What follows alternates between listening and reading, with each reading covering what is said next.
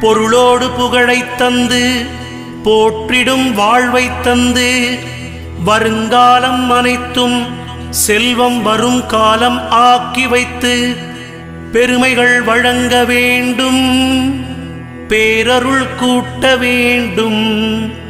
அருள்மிகு குருவே, உன்னை அடிபணிந்து வணங்குகின்றேன்.